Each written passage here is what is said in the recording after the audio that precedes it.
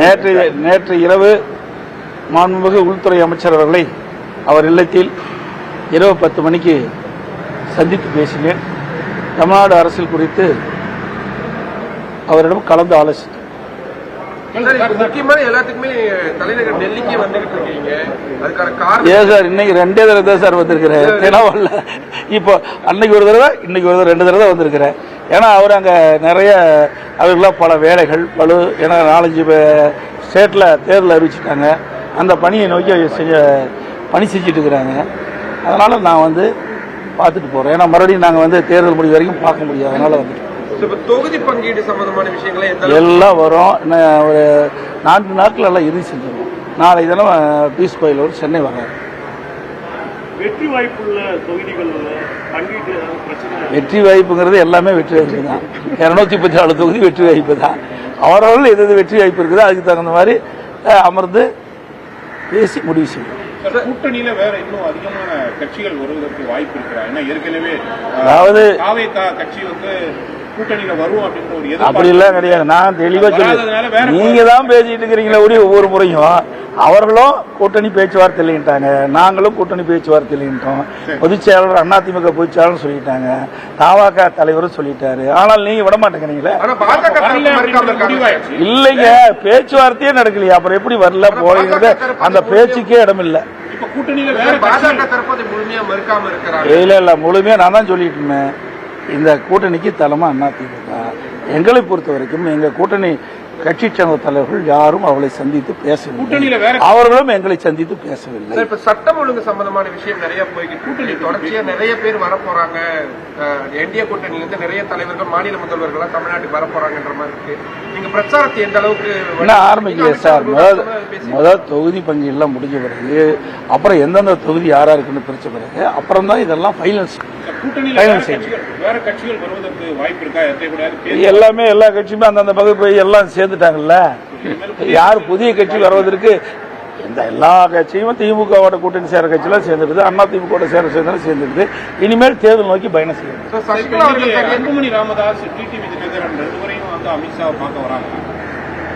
Sir அவரும் கலந்து பேசுறதுதான். எப்படி இருக்குது தமிழ்நாட்டுடைய அரசியல் சூழ்நிலை எப்படி இருக்குதுன்னு கலந்து பேசுறது. இப்போ விஜயகாந்த் கட்சி கூட்டணியில வராதனால அவங்களுக்கு கொடுக்கப்படுற அந்த சீட்டை பாமக போன்ற கட்சிகள் சார் அதாவது அதெல்லாம் எதுவுமே இல்லை சார். உங்களுடைய கற்பனையான கேள்விகளை நாங்கள் பதில் சொல்ல முடியாது. ஏன்னா ஒரு 4 நாட்கள் நீங்க எல்லாம் தெரிஞ்சுங்க. 4 நாட்கள் எல்லாமே முடிஞ்சிடும். கவலைப்படாதீங்க. அந்த கூட்டணி திமுக தலைமையில் அமைக்கிற கூட்டம் மாதிரி கூட்டணியில எங்க கூட்டணி கிடையாது. சைலண்டா அழகா அற்புதமா நாங்க கூட்டணி பேச்சுவார்த்தை முடிவு பெற்று தொகுதி வெளியிடப்படும். எந்த சிக்கலும் கிடையாது சார். அப்படியெல்லாம் கிடையாது. நான் தான் ஏற்கனவே சொல்லிட்டேன். எங்களுக்குள்ள ஒருத்தருக்கு ஒருத்தர் விட்டு கொடுத்து யாராருக்கு எந்தெந்த இடத்துல வெற்றி வாய்ப்பு இருக்குதோ அந்தந்த தொகுதியை அவர்கள் பெறுவதுதான் எங்களுடைய நோக்கம். சார் நீங்க தான் சொல்லணும். நீங்க தாங்க சொல்லணும். நாங்க தான் 234 தொகுதியில் போட்டியிடுறோம். அதிமுக தலைமையில 234 தொகுதியில் வெற்றி பெற வேண்டும் என்ற நோக்கத்தில் தான் நாங்க தேர்தல் சந்திக்கிறோம். நீங்க தான் சொல்லணும் தேர்தல் காலம் எப்படி இருக்குன்னு நீங்க சொல்லணும். டெல்லியில இருந்து அங்குடைய கேட்டு எங்களுக்கு தகவல் கொடுக்க எப்படி இருக்குது. ஏறத்தாழ தேர்தல் நெருங்கி கொண்டிருக்கிறது. இப்ப 4 முனை போட்டி அப்படின்றது ஓரளவு உறுதியாயிடுச்சு. அதிமுக கூட்டணி, திமுக கூட்டணி, விஜய் கட்சி ஒண்ணு, இந்த பக்கம் சீமான் கட்சி, 4 விதமான அணிகள் போட்டியிட்டு களத்தை பொறுத்தவரை எப்படி இருக்கும் அப்படின்னு நீங்க தாங்க கணிக்கணும். எப்படி இருக்குன்னா எங்களை பொறுத்த வரைக்கும் அனைத்து இந்திய அண்ணா திராவிட முன்னேற்ற கழகம் ஏற்கனவே 31 ஆண்டு காலம் தமிழகத்தில் ஆட்சி புரிந்த கட்சி, பல தேர்தலை சந்தித்த கட்சி, பல ஆண்டுகள் ஆட்சி புரிந்தது. அது எங்களுக்கு வெற்றி பிரகாசமா இருக்குது. ஏன்னா அண்ணா 10 ஆண்டு 2011 2021 வரைக்கும் அனைத்து இந்திய அண்ணா திராவிட முன்னேற்ற கழக ஆட்சியில் எண்ணற்ற திட்டங்களை கொடுத்துருக்கிறோம். மத்திய அரசிலிருந்து பல திட்டங்களை பெற்று அங்க நிறைவேற்றிக்கிறோம். அதே மாநில அரசு நிறைய திட்டங்களை கொடுத்துருக்கிறோம். ஆனா திராவிட முன்னேற்ற கழகம் இந்த 5 ஆண்டு காலத்துல எந்த ஒரு புதிய பெரிய திட்டமும் அல்ல. சட்டம் ஒழுங்கு அடியோடு சீர்குலைஞ்சிருக்கு. தினந்தோறும் கொலை, திருட்டு, வழிப்பறிப்பு, பாலியல் வன்கொடுமை நடக்காத நாளே இல்லை. தினந்தோறும் தொலைக்காட்சியும் பத்திரிகையும் பார்த்தா இந்த செய்தி தான் வந்துகிட்டு இருக்குது. வேற எந்த செய்தியும் வரல. இவருடைய ஒரே சாதனை ஊழல் செய்துதான் சாதனை இந்த ஆட்சி வயசு. உள்துறை அமைச்சர் அமித்ஷாவை சந்திக்கும் போது ஏதாவது அறிவுரை இந்த மாதிரி செயல்பட வேண்டும் வெற்றிக்காக சொல்லியிருக்காங்க? அதெல்லாம் கிடையாது. ஒரு ஜென்ரலா ஆலோசனை பண்ணுவாங்க. 2-3 நாட்களா மூத்த நிர்வாகிகள் மகளிர் பத்தி சில கருத்துக்களை தெரிவித்தது ஒரு சார். அதாவது கூட்டத்தில் இருக்கும்போது ஒரு தவறான வார்த்தை வரும்போது அதை தவறை உணர்ந்து அதற்கு மன்னிப்பு கோரிவிட்டார்.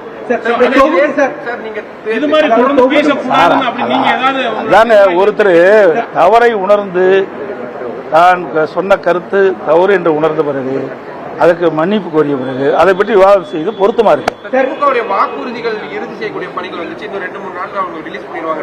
நீங்க எப்போ முழுமையா தயார் பண்ணிட்டு இருக்கிறோம். கிட்டத்தட்ட நாங்க ஒரு வாரத்துல எங்களுடைய தேர்தல் அறிக்கை வெளியிடப்படும்.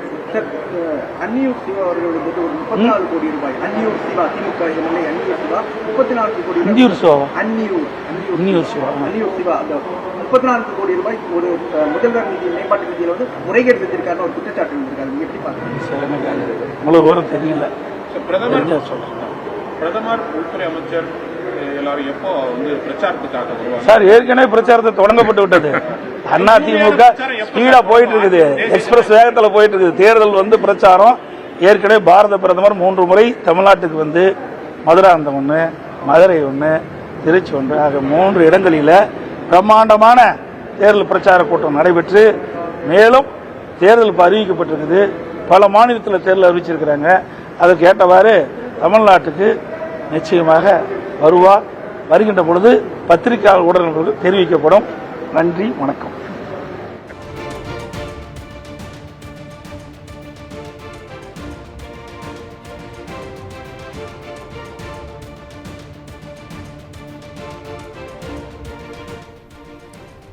டெல்லி விமான நிலையத்தில் அதிமுக பொதுச் செயலாளர் எடப்பாடி கே பழனிசாமி செய்தியாளர்களை சந்தித்தார். அந்த காட்சிகளை மீண்டும் ஒருமுறை பார்க்கலாம். காலை வணக்கம். அருமையா முடிஞ்சது. சந்தோஷமா இருக்குது. சந்தோஷமான கேள்வி கேளுங்க. எப்பவுமே சிரிச்சு முகத்தோட தான் இருக்கிறேன். ஆமா, போலாம்.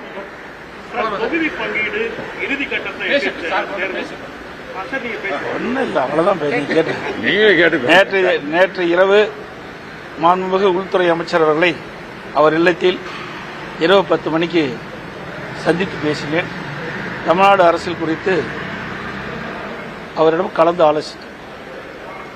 முக்கியமான எல்லாத்துக்குமே தலைநகர் டெல்லிக்கு வந்துகிட்டு இருக்கீங்க. அதுக்கான காரணம் ஏன் சார்? இன்னைக்கு 2 தடவை தான் சார் வந்திருக்கிறேன். தினவல்ல.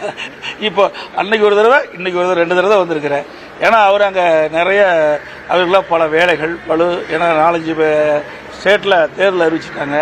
அந்த பணியை நோக்கி பணி செஞ்சுட்டு இருக்கிறாங்க. அதனால நான் வந்து பார்த்துட்டு போறேன். ஏன்னா மறுபடியும் நாங்கள் வந்து தேர்தல் முடிவு வரைக்கும் பார்க்க முடியாது. அதனால வந்து தொகுதி பங்கீடு சம்பந்தமான விஷயங்களை எல்லாம் வரும். ஒரு 4 நாட்கள் எல்லாம் இறுதி செஞ்சிருவோம். நாளை தினம் பீஸ் கோயில் சென்னை வர்றாரு. வெற்றி வாய்ப்புள்ள தொகுதிகள் வெற்றி வாய்ப்புங்கிறது எல்லாமே வெற்றி வாய்ப்பு தான். 234 தொகுதி வெற்றி வாய்ப்பு தான். அவர்கள் எது வெற்றி வாய்ப்பு இருக்குதோ அதுக்கு தகுந்த மாதிரி அமர்ந்து பேசி முடிவு செய்வோம்.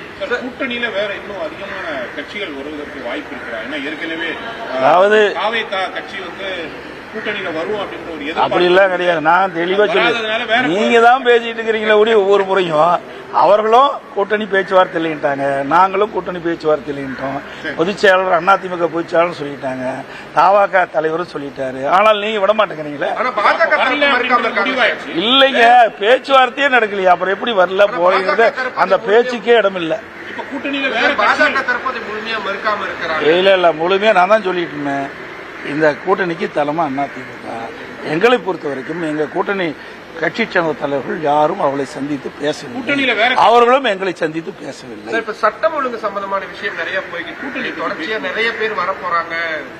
என்டிஏ கூட்டணியில இருந்து நிறைய தலைவர்கள் மாநில முதல்வர்களா தமிழ்நாட்டுக்கு வரப்போறாங்கன்ற மாதிரி இருக்கு. நீங்க பிரச்சாரத்தை எந்த அளவுக்கு என்ன ஆரம்பிக்கல சார்? முதல் தொகுதி பங்கீடுலாம் முடிஞ்ச பிறகு அப்புறம் எந்தெந்த தொகுதி யாரா இருக்குன்னு பிரிச்ச பிறகு அப்புறம் தான் இதெல்லாம் ஃபைனல்ஸ் எல்லாமே. எல்லா கட்சியுமே அந்தந்த பகுதி எல்லாம் சேர்ந்துட்டாங்கல்ல. யார் புதிய கட்சி வருவதற்கு இந்த எல்லா கட்சியும் திமுகவோட கூட்டணி சேர கட்சியெல்லாம் சேர்ந்துருது, அதிமுக சேர்ந்துருது. இனிமேல் தேர்தல் நோக்கி பயணம் செய்யும். ராமதாஸ், டிடிவி தினகரன் வந்து அமித்ஷாவை பார்க்க வராங்க. அதான் சார் அவரும் கலந்து பேசுறது தான். எப்படி இருக்குது தமிழ்நாட்டுடைய அரசியல் சூழ்நிலை எப்படி இருக்குதுன்னு கலந்து பேசுறது தான். இப்போ விஜயகாந்த் கட்சி வந்து கூட்டணியில வராதனால அவங்க கொடுக்கப்படுற அந்த சீட்டை வந்து டிடிவி தினகரன், பாமக போன்ற கட்சிகள் சார் அதாவது அதெல்லாம் எதுவுமே இல்லை சார். உங்களுடைய கற்பனையான கேள்விகளை நாங்கள் பதில் சொல்ல முடியாது. ஏன்னா ஒரு 4 நாட்கள் நீங்க எல்லாம் தெரிஞ்சுக்கீங்க. 4 நாட்கள் எல்லாமே முடிஞ்சிடும், கவலைப்படாதீங்க. அந்த கூட்டணி திமுக தலைமையில் அமைக்கிற கூட்டம் மாதிரி கூட்டணியில எங்க கூட்டணி கிடையாது. சைலண்டா அழகா அற்புதமா நாங்க கூட்டணி பேச்சுவார்த்தை முடிவு பெற்று தொகுதி வெளியிடப்படும். எந்த சிக்கலும் இல்லை, எந்த சிக்கலும் கிடையாது. அவங்க கேட்கிற தொகுதி நீங்க சார் அப்படியெல்லாம் கிடையாது. நான் தான் ஏற்கனவே சொல்லிட்டேன், எங்களுக்குள்ள ஒருத்தருக்கு ஒருத்தர் விட்டு கொடுத்து யாராருக்கு எந்தெந்த இடத்துல வெற்றி வாய்ப்பு இருக்குதோ அந்தந்த தொகுதியை அவர்கள் பெறுவதுதான் எங்களுடைய நோக்கம். சார் தேர்தல் அனௌன்ஸ் பண்ணதுக்கு அப்புறமா வெற்றி வாய்ப்பு எப்படி இருக்குன்னு பாக்குறீங்க? சார் நீங்க தான் சொல்லணும், நீங்க தாங்க சொல்லணும். நாங்க தான் 234 தொகுதியில் போட்டியிடுறோம்.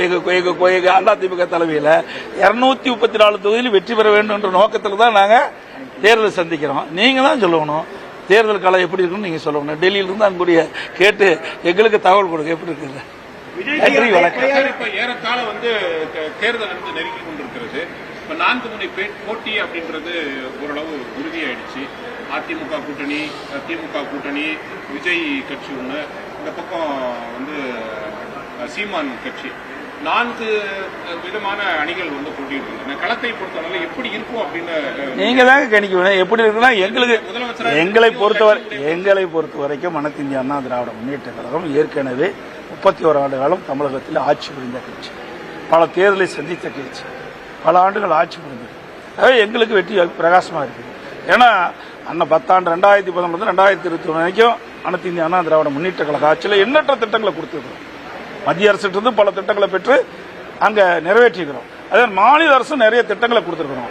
ஆனா திராவிட முன்னேற்ற கழகம் இந்த 5 ஆண்டு காலத்துல எந்த ஒரு புதிய பெரிய திட்டமும் அல்ல. சட்டம் ஒழுங்கு அடியோடு சீர்குலைஞ்சிருக்கு. தினந்தோறும் கொலை, திருட்டு, வழிப்பறிப்பு, பாலியல் வன்கொடுமை நடக்காத நாளே இல்லை. தினந்தோறும் தொலைக்காட்சியும் பத்திரிகையும் பார்த்தா இந்த செய்தி தான் வந்துகிட்டு இருக்குது. வேற எந்த செய்தியும் வரல. இவருடைய ஒரே சாதனை ஊழல் செய்துதான் சாதனை. இந்த ஆட்சி உள்துறை அமைச்சர் அமித்ஷாவை சந்திக்கும் போது ஏதாவது அறிவுரை இந்த மாதிரி செயல்பட வேண்டும் வெற்றிக்காக அதெல்லாம் கிடையாது. ஒரு ஜென்ரலா ஆலோசனை பண்ணுவாங்க. 2-3 நாட்களா மூத்த நிர்வாகிகள் மகளிர் பத்தி சில கருத்துக்களை தெரிவித்தது ஒரு சார். அதாவது கூட்டத்தில் இருக்கும்போது ஒரு தவறான வார்த்தை வரும்போது அதை தவறை உணர்ந்து அதற்கு மன்னிப்பு கோரிவிட்டார். அதாங்க ஒருத்தர் தவறை உணர்ந்து தான் சொன்ன கருத்து தவறு என்று உணர்ந்த பிறகு அதுக்கு மன்னிப்பு கோரிய பிறகு அதை பற்றி விவாதம் செய்து பொருத்தமா இருக்கு. திமுகவுடைய வாக்குறுதிகள் இறுதி செய்யக்கூடிய பணிகள் வந்துச்சு. இன்னும் 2-3 நாட்கள் அவங்க ரிலீஸ் பண்ணிடுவாங்க. நீங்க எப்போ பொறுமையா தயார் பண்ணிட்டு இருக்கிறோம். கிட்டத்தட்ட நாங்க ஒரு வாரத்துல எங்களுடைய தேர்தல் அறிக்கை வெளியிடப்படும். அன்னியூர் சிவா அவர்களுடைய 34 கோடி ரூபாய். அன்னியூர் சிவா திமுக எம்எல்ஏ அன்னியூர் சிவா 34 கோடி. அன்னியூர் சிவா அந்த 34 கோடி ரூபாய் ஒரு முதல்வர் நிதி மேம்பாட்டு நிதியில வந்து முறைகேடு செஞ்சிருக்காருன்னு ஒரு குற்றச்சாட்டு இருந்திருக்காரு. நீங்க எப்படி பாக்குறீங்க?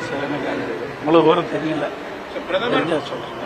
பிரதமர், உள்துறை அமைச்சர் எல்லாரும் எப்போ வந்து பிரச்சாரத்துக்காக வருவாங்க? சார் ஏற்கனவே பிரச்சாரத்தை தொடங்கப்பட்டு விட்டது.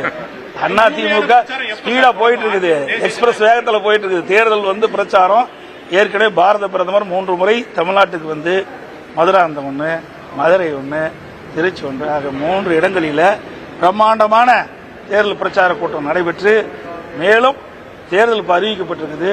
பல மாநிலத்தில் தேர்தல் அறிவிச்சிருக்கிறாங்க.